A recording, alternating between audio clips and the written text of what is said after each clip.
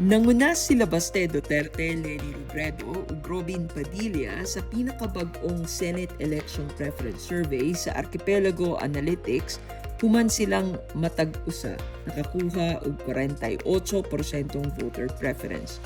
Misunod sila Vico Soto ug Loren Legarda nga parehong naka-record og 45% ug mipwesto sa ikaupat hangtod ikalima. Nakasulod usab sila Raffy Tulfo ug Alan Peter Cayetano nga parehong nakakuha og 42% ug mipwesto sa ikaunom hangtod ikapito. Mikompleto sa top 10 sila Pulong Duterte, Francis Escudero ug Mark Villar nga matag-usa naka-record og 39% voter preference. Gisundan sila nila Jose Sixto Gonzales III o Dingdong Dantes ug Grace Poe nga parehong nakakuha og 35% ug mikompleto sa top 12. Gipakita usab sa survey nga adunay mga kandidato nga pipila na lang ka porsyento ang gilay-on sa gitawag nga winning circle.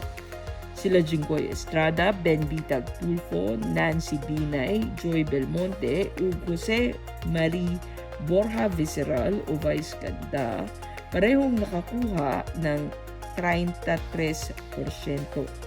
Misunod sila Jimmy Bondoc, Juan Edgardo Sonny Angara ug Manny Pacquiao nga matag-usa naka-record ug 30% ug mipwesto sa ika-18 hangtod ika-20 na rangko.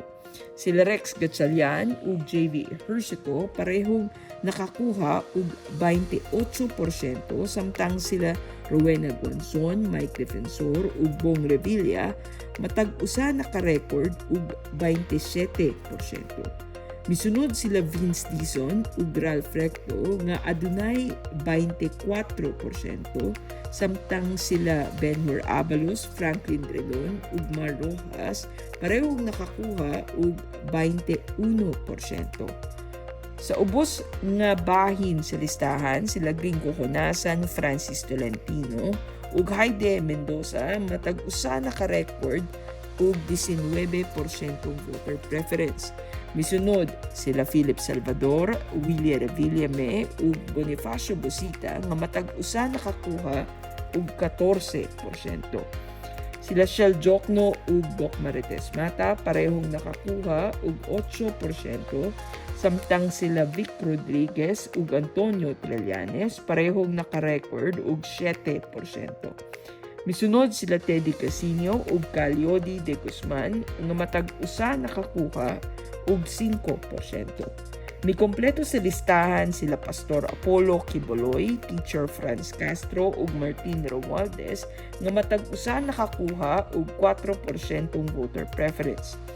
Gihimo ang survey gikan Mayo 26 hangtod Hunyo 2, 2026 pinaagi sa atubangang interview sa 2,637 ka mga respondent nga 18 anyos pataas gikan sa tibuok nasod.